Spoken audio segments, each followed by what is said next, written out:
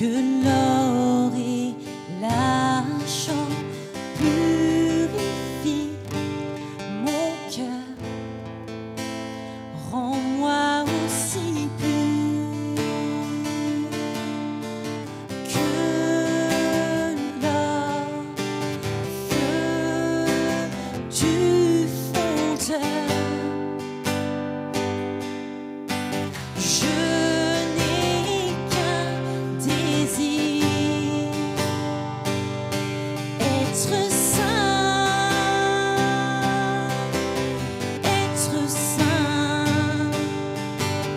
mis à part pour toi, Seigneur. Oui, je choisis d'être saint. Mis à part pour toi, mon seul maître, et prêt à t'obéir.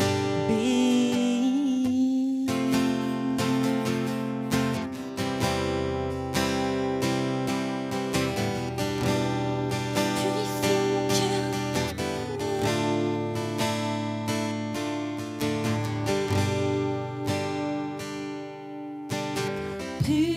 Purifie mon cœur, eau de ma souillure. Sanctifie-moi et sanctifie-moi. Purifie mon cœur, lave mes péchés,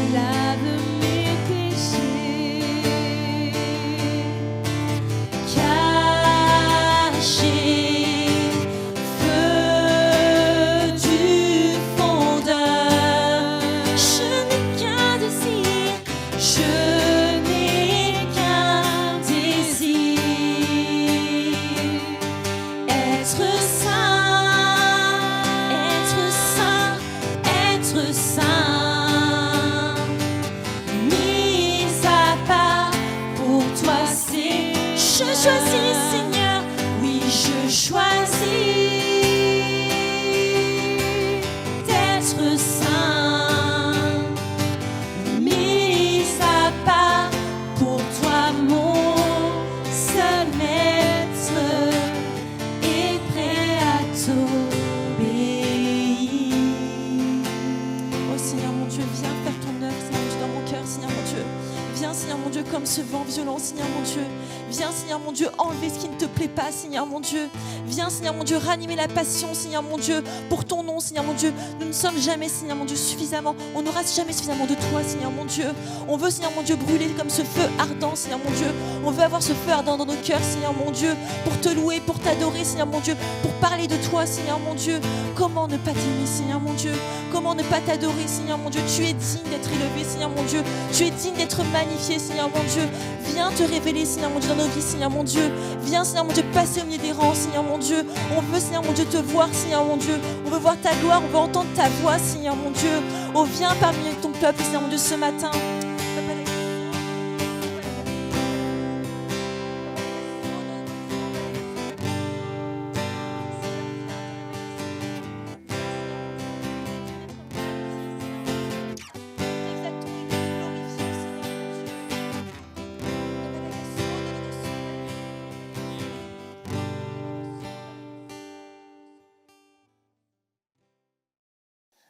Bonjour frères et sœurs et amis. Après ces merveilleux chants qui nous ont placés dans la présence de Dieu, sans plus tarder, je vous invite à prendre votre Bible et à l'ouvrir dans la seconde lettre à Timothée, seconde lettre de l'apôtre Paul à Timothée, au chapitre 2 et à partir du verset 1er. Deuxième lettre de Paul à Timothée, chapitre 2 et à partir du verset 1er. Voilà, je commence avec vous la lecture. Toi donc, mon enfant, fortifie-toi dans la grâce qui est en Jésus-Christ. Ce que tu as entendu de moi en présence de beaucoup de témoins, confie-le à des hommes fidèles qui soient capables de l'enseigner aussi à d'autres. Souffre avec moi comme un bon soldat de Jésus-Christ. Il n'est pas de soldat qui s'embarrasse des affaires de la vie s'il veut plaire à celui qui l'a enrôlé. Et l'athlète n'est pas couronné s'il n'a pas combattu suivant les règles. Le laboureur qui peine doit être le premier à recueillir les fruits. Comprends ce que je dis, car le Seigneur te donnera de l'intelligence en toutes choses. Amen. Prions ensemble. Mon Seigneur et mon Dieu, c'est encore avec joie que par ce moyen, je peux me retrouver ce matin avec ma sœur, mon frère et mon ami pour partager ta parole. Et Seigneur, mon Dieu, Père, ma prière, c'est que, mon Dieu, par ce qui sera dit, il y ait pour chacun d'entre nous une exhortation qui vient nous fortifier, mon Sauveur et mon Dieu. Que louange, grâce et gloire te reviennent dans le beau nom de Jésus-Christ, notre divin Sauveur. Amen. Cette deuxième lettre à Timothée a été rédigée par l'apôtre Paul alors qu'il était en prison dans l'attente de son exécution. Étant la dernière lettre que l'apôtre va écrire, elle est donc en quelque sorte son testament spirituel. Par cette lettre, l'apôtre Paul veut une dernière fois encourager Timothée, ce jeune serviteur. L'encourager parce que dans l'Église du premier siècle, tout n'était pas rose.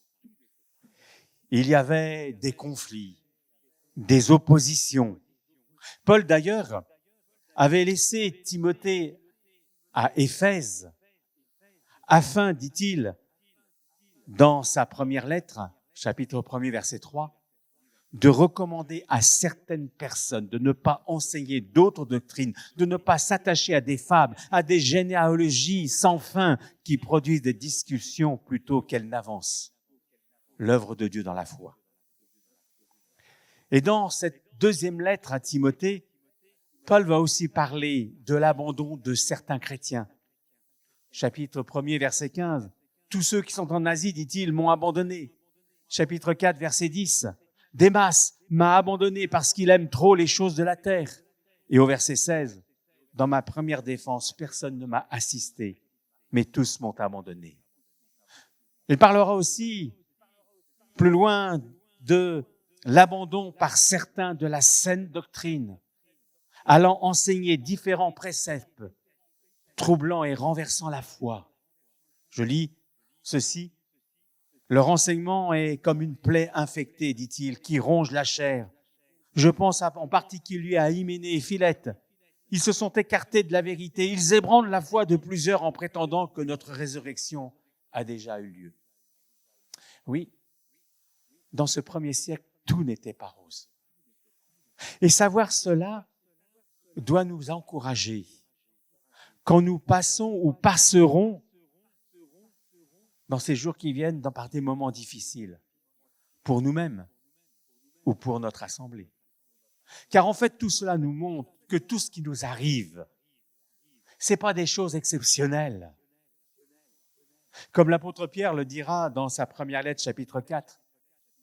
Mes chers amis, ne vous étonnez pas d'être en plein feu de l'épreuve comme s'il vous arrivait quelque chose d'anormal. Réjouissez-vous plutôt d'avoir part aux souffrances du Christ. Rappelez-vous que vos frères dans le monde entier passent par les mêmes souffrances. Oui, devant ces difficultés, ces oppositions, ces abandons, l'apôtre Paul veut encourager ce jeune Timothée, l'encourager à tenir ferme dans son cheminement avec son Sauveur et à bien remplir son ministère, son service pour Dieu. D'ailleurs, plusieurs fois dans cette lettre, alors qu'il énonce le manquement de plusieurs, il dira à Timothée, « Mais toi, fais. » Ainsi, au verset 14 du chapitre 3 de cette deuxième lettre, il va dire à Timothée, « Toi demeure dans les choses que tu as apprises. » Et reconnu certaines, sachant de qui tu les as apprises. Dès ton enfance, tu connais les saintes lettres qui peuvent te rendre sage à salut par la foi en Jésus-Christ. Au chapitre 1er, verset 6 de cette lettre, il va lui dire, l'exhorter à ranimer. on pourrait traduire à raviver, à tisonner la flamme du don de Dieu qu'il avait reçu. Car il est vrai que devant les aléas, devant les difficultés, on a vite fait parfois de baisser les bras, de s'endormir. Oui, ma soeur, mon frère, tenir ferme dans notre engagement, notre service pour Dieu. Et ce, en nous souvenant de cette parole de l'apôtre, nous souvenir de la grâce de Dieu pour nous. Toi donc, mon enfant, fortifie-toi ou, comme le traduit une version, puise ta force dans la grâce qui est en Jésus-Christ. Dans les jours qui viennent, dans ce cheminement avec Dieu, il faut nous rappeler, ne pas oublier d'où le Seigneur nous a tirés et c'est vers quoi il nous destine. Comme l'apôtre Paul, en Colossiens, chapitre 1er, verset 12, nous le rappelle en nous invitant à remercier avec joie Dieu le Père. Il vous a rendu capable d'avoir part au bien qu'il réserve dans le royaume de lumière à ceux qui lui appartiennent. Il nous a en effet arrachés à la puissance de la nuit et nous a fait passer dans le royaume de son Fils bien-aimé. C'est fait. C'est par lui qu'il nous a délivrés du mal et que nos péchés sont pardonnés. Oui, il nous a délivrés du mal, il nous a pardonnés, il nous a fait passer dans le royaume de son Fils bien-aimé. Et tout cela non pas à cause de nos mérites, à cause de nos qualités, mais uniquement à cause de sa grâce et de son amour pour nous. Se souvenir de la grâce. Dans sa deuxième lettre aux Corinthiens, chapitre 12, verset 7, Paul parle d'une écharde dans sa chair, un ange de Satan qui me soufflette pour m'empêcher de m'enorgueillir. Et cette souffrance, par 3 fois, il va demander à Dieu de lui ôter. Mais cette prière, Dieu va simplement lui répondre non par ces mots, ma grâce te suffit. Quelle était cette souffrance, cette écharde dans sa chair, comme il le dit? Était-ce pour parler d'une maladie, d'une infirmité qui l'handicapait? En Galates 4,15, il semble être indiqué que Paul avait une maladie des yeux. Ou était-ce le diable qui lui infligeait cette souffrance? Ou encore, d'après le codex, voir dans cet ange qui le soufflette l'opposition que Paul rencontrait de plusieurs de ses détracteurs de son ministère. En effet, dans les chapitres qui précèdent ce que Paul est en train de dire à Timothée, Paul va défendre son ministère. Et cette opposition qu'il rencontrait était pour l'apôtre Paul une souffrance, une fatigue intérieure qui lui fera dire, dans sa deuxième lettre aux Corinthiens, d'être assiégé chaque jour par les soucis que me donnent toutes les églises. Mais Paul ne regardait pas à cela. Il ne se laissait pas submerger, désarçonner par cela. Mais Paul se fortifiait dans son Seigneur qui l'avait sauvé. Et ainsi, en encourageant Timothée, il va lui dire, dans les versets qui suivent, « N'aie donc point honte du témoignage à rendre à notre Seigneur, ni de moi son prisonnier, mais souffre avec moi pour l'Évangile, par la puissance de Dieu qui nous a sauvés et nous a adressé une sainte vocation, non à cause de nos œuvres, mais selon son propre dessein, selon la grâce qui nous a été donnée en Jésus-Christ avant les temps éternels. C'est pour cet Évangile, continue-t-il, que j'ai été établi prédicateur et apôtre, chargé d'instruire les païens. Et c'est à cause de cela que je souffre ces choses. Mais je n'en ai point honte, car je sais en qui j'ai cru. Je suis persuadé qu'il a la puissance de garder mon dépôt jusqu'à ce jour-là. Retiens dans la foi et dans l'amour qui est en Jésus-Christ le modèle des saines paroles que tu as reçues de moi. Oui, dans ces jours déviennent, retenons les saines paroles de notre Seigneur afin de fortifier notre foi. Car n'oublions pas que la foi vient de ce qu'on entend vient de la parole de Dieu. Tenir ferme dans notre cheminement avec notre Seigneur. Tenir ferme en n'étant point oisif pour lui. Car n'oublions pas que le désœuvrement peut conduire à la nonchalance. Il nous faut donc être ferme pour œuvrer pour notre divin Maître. Au chapitre 2, verset 2 et 4, verset 2 de cette deuxième lettre, Paul dira à Timothée cette autre recommandation. Ce que tu as entendu de moi, confie-le à des hommes fidèles qui soient capables de l'enseigner aussi à d'autres. Prêche la parole, insiste, en toute occasion, favorable ou non, reprend, censure, exhorte, avec toute douceur et en instruisant. Sois sobre en toutes choses, supporte les souffrances, fais l'œuvre d'un évangéliste, remplis bien ton ministère.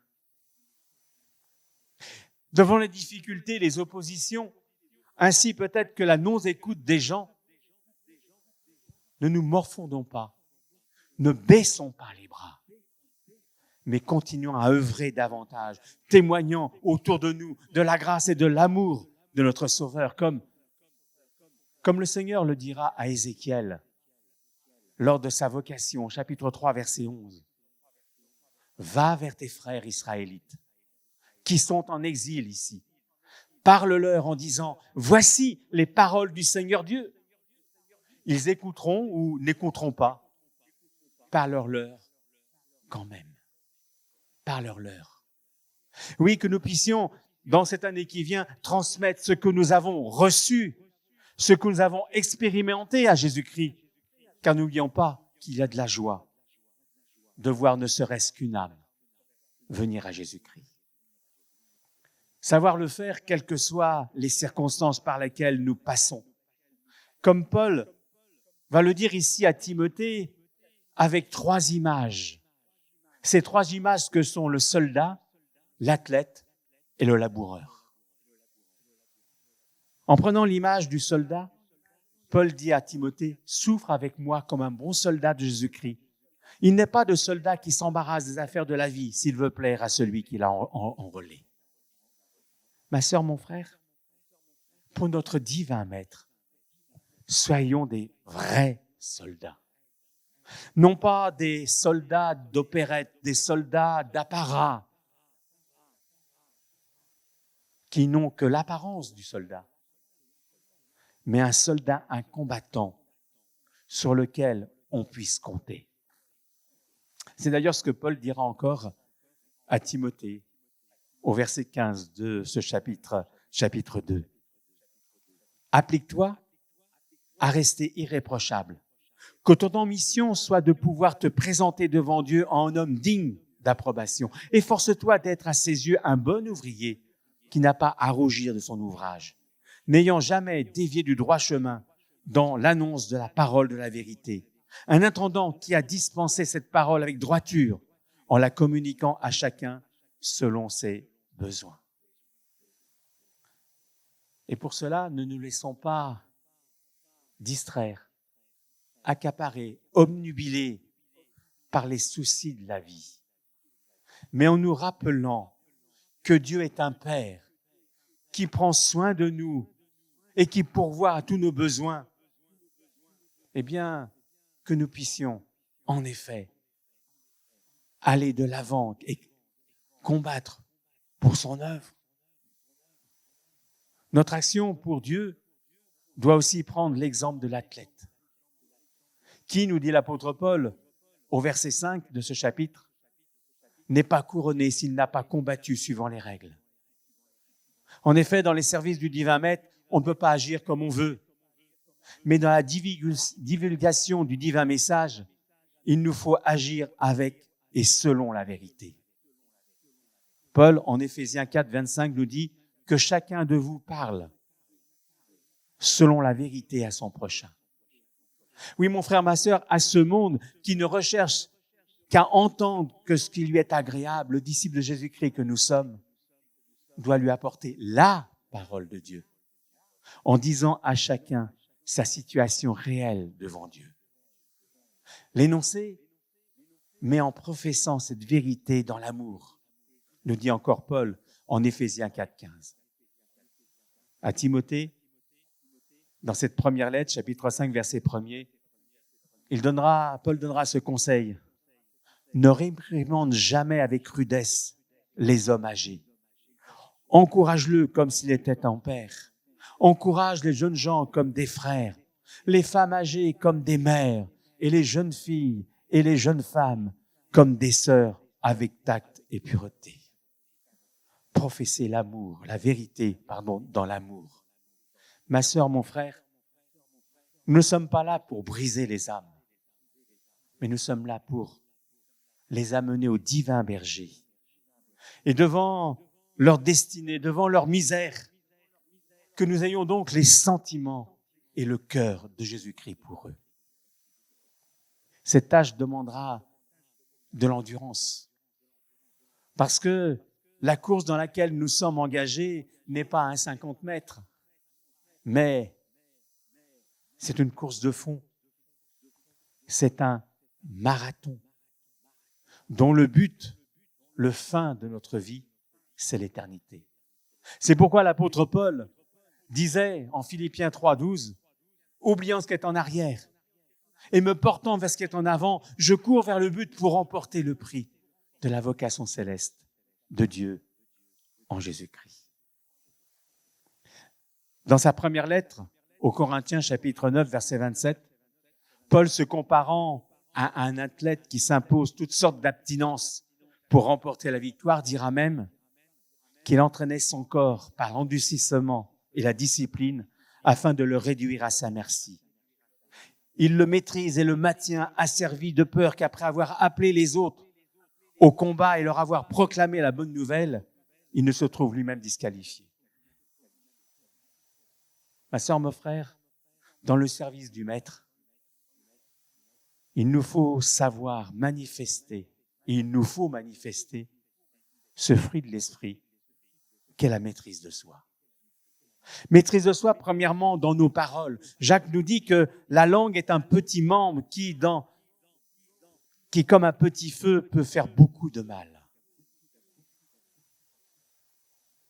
Ainsi, mon frère, ma sœur, pour ne pas faire le jeu du diable, qui ne cherche qu'à diviser pour mieux régner, il faut parfois savoir se taire. Comme Salomon nous le dit dans le Proverbe 30, verset 32, « Si tu as de mauvaises pensées, mets ta main sur la bouche. » Dans ses recommandations encore à Timothée, Paul dira au chapitre 2, verset 14 et suivant, il lui dit d'éviter les disputes de mots qui ne servent qu'à la ruine de ceux qui écoutent. Et au verset 23, repousse les discussions folles et inutiles, sachant qu'elles font naître des querelles. Maîtrise de soi encore, face à nos convoitises qui font la guerre à l'âme et qui nous font chuter. Fuis les passions de la jeunesse, dit Paul à Timothée ici, ajoutant dans sa lettre aux Romains, chapitre 6, verset 13, « Ne mettez plus vos corps au service du péché comme un moyen de faire le mal. Au contraire, mettez-vous au service de Dieu comme des vivants revenus de la mort. Servez-vous de votre corps comme d'un moyen pour faire ce qui est juste. » Enfin, œuvrez encore pour notre divin Maître comme le laboureur, qui, dit Paul à Timothée, doit commencer à travailler dur s'il veut récolter. Et de ce fait, cette dernière image par laquelle Paul veut encourager Timothée, eh bien, nous parle de travail en un temps donné. Le cultivateur, s'il veut faire une récolte, doit, quand c'est l'époque, labourer son champ, puis semer. Et ce, quelles que soient les conditions climatiques, quelles que soient les circonstances de sa vie. Car n'oublions pas que ce n'est pas le laboureur qui commande le labour, mais c'est le labour qui commande le laboureur. Jésus nous a envoyés dans ce champ de ce monde pour y semer cette bonne semence de la vie et pour arracher les âmes à la mort éternelle. Mais pour cela, il nous faudra travailler. Il faudra donner de notre temps. Dans l'armure que le chrétien doit revêtir, n'oublions pas qu'il est parlé entre autres des chaussures, du zèle courageux que donne l'Évangile pour annoncer la bonne nouvelle du salut et de la paix avec Dieu, étant toujours prêt à transmettre cette parole. C'est pourquoi l'apôtre Paul dira encore à Timothée, au chapitre 4, verset 2 de cette lettre, prêche la parole, sois zélé pour elle, proclame avec insistance ce message divin, peu importe que l'occasion t'en paraisse favorable ou non, qu'il soit bien ou mal accueilli, parle à la conscience de tes auditeurs, démontre, convainc, réfute les erreurs, censure le mal, encourage ceux qui font le bien, exhorte et donne à tous l'enseignement dont ils ont besoin. Après nous avoir parlé de travail, l'image du laboureur nous parle aussi de la patience. Mes frères, dit l'apôtre Jacques au chapitre 5, verset 7, « Patientez donc jusqu'à ce que le Seigneur revienne. Pensez au cultivateur qui vit toujours dans l'espérance des précieuses récoltes de la terre. Il compte sur elle avec confiance, attendant patiemment que les pluies de l'automne et du printemps soient venues. Vous aussi prenez patience, fortifiez vos cœurs, affermissez votre espérance, car le retour du Seigneur est proche. » Oui, dans cette sainte tâche pour le salut des âmes, ne nous décourageons pas, mais regardons à celui qui fait croître la semence. Il est vrai que peut-être cela va prendre du temps. Tu as témoigné auprès d'une âme et tu ne la vois pas la faire un pas. Ne perds pas courage, mais regarde à ton Dieu qui fait croître cette semence. Parce qu'il est vrai que cela pourra prendre du temps, comme la germination de la graine. Au début, nous pouvons croire qu'il ne se passe rien, mais pourtant, dans l'invisible des profondeurs de la terre, nous ne nous rendons pas compte de tout le travail qui se fait, des racines qui s'étendent, et en finale, amène le fruit.